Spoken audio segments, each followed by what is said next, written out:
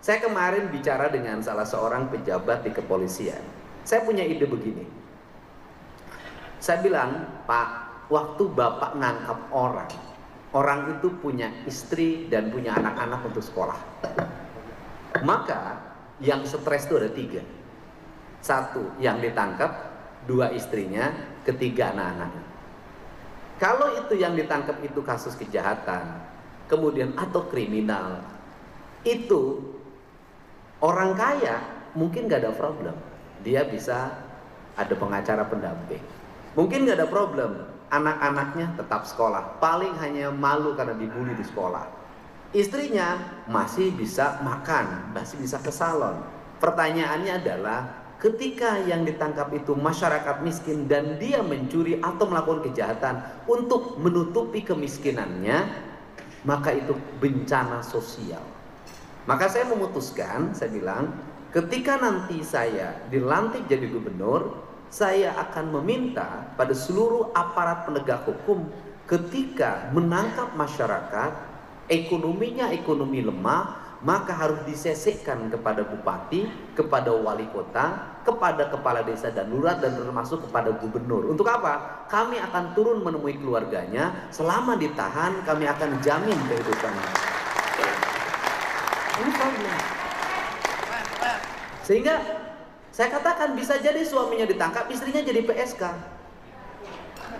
Bisa jadi suaminya ditangkap, anaknya itu jual diri. Kenapa? Untuk menutupi rasa lapar dalam dirinya. Ini problem kemiskinan yang akan timbul karena proses hukum. Untuk itu negara harus hadir menyelesaikan. Maka saya punya pengalaman betul. Ketika saya dulu jadi bupati, setiap orang yang keluar dari penjara maka harus datang ke kantor saya. Kenapa? Karena dia ketika pulang, 1, istrinya bisa jadi sudah kawin lagi. Yang kedua, bisa jadi keluarganya tidak menerima. Yang ketiga, kalau di LP dia dikasih makan, di rumah belum tentu dia mendapatkan makan. Maka negara harus memberikan rasa terang ketika dia keluar dari penjara. Ini problemnya. Sehingga saya pikir Pak Wamenko ini bisa mendorong gagasan baru. Kita bukan hanya sibuk di beras, kita bukan hanya sibuk di bantuan subsidi BBM, tetapi di sebuah negara seperti Indonesia, kita harus sibuk dengan apa? Dengan problem sosial. Tadi pagi, ibunya dari salah satu terpidana seumur hidup, Sudirman, meninggal dunia.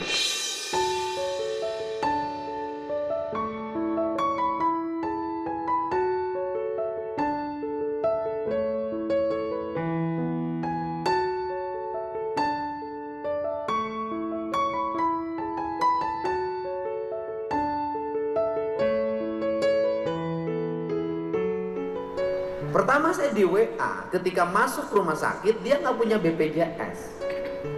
Saya katakan udah masuk umum saja. Setelah itu dikasih kabar meninggal, saya udah tahu ketika orang meninggal, ketika masuk rumah sakit dia pusing dari mana uang untuk masuk rumah sakit. Ketika meninggal dia pusing lagi, biaya angkut jenazah dari rumah sakit ke rumah berapa, biaya mengafani berapa, biaya menguburkan berapa, biaya selamatan orang bilang sadungnya berapa, biaya tahlilan berapa, biaya 7 hari berapa, biaya 40 hari berapa. Maka depresi itu akan melanda orang yang miskin. Semua peristiwa adalah rasa sakit. Untuk itu saya termasuk orang yang concern terhadap ini. Akan 2 hal yang akan dilakukan ke depan. Yang pertama, perlindungan orang dari aspek asas praduga tak bersalah bagi masyarakat miskin yang mengalami proses penangkapan atau tuntutan pidana atau tuntutan perdata dari sebuah hal yang dihadapi. Yang kedua adalah memberikan perlindungan hukum bagi seluruh warga agar dia tenang. Kasus Cianjur itu juga sama. Ketika keluarganya ditahan, suaminya ditahan, istri dan anak-anaknya bagaimana? Sehingga saya waktu itu memutuskan, sudahlah sampai keluar dari tahanan keluarganya saya jamin kehidupannya. Ini banyak kasus seperti ini. Yang berikutnya adalah kasus yang paling menonjol hari ini foto adalah hak atas tanah. Hari ini memang investasi berjalan, tetapi di balik itu juga banyak orang yang hari ini mengatasnamakan investasi, kemudian dia mendapat hak guna usaha dari negara atas tanah yang dimiliki dan dikuasai oleh negara, kemudian menggusur orang-orang yang sudah puluhan tahun tinggal di sana. Itu juga problem baru lagi. Kenapa? Ketika mereka digusur dari tempat tinggalnya, mereka harus pergi kemana? Di situ bernegara berlaku tidak adil. Orang yang baru datang mendapat hak pengelolaan, orang yang puluhan tahun tinggal di sana terusir. Ini problem, mungkin bukan hanya di Jawa Barat, di berbagai tempat.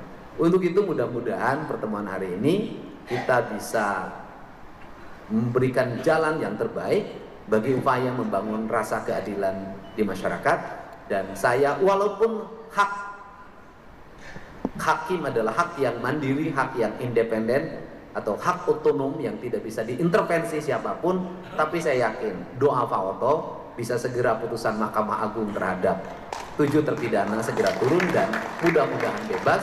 Karena publik selalu bertanya pada saya, Kang Deddy Mulyadi sudah jadi gubernur, ai pembunuh pina irarek bebas. Nah ini saya bilang itu kan hakim, bukan saya.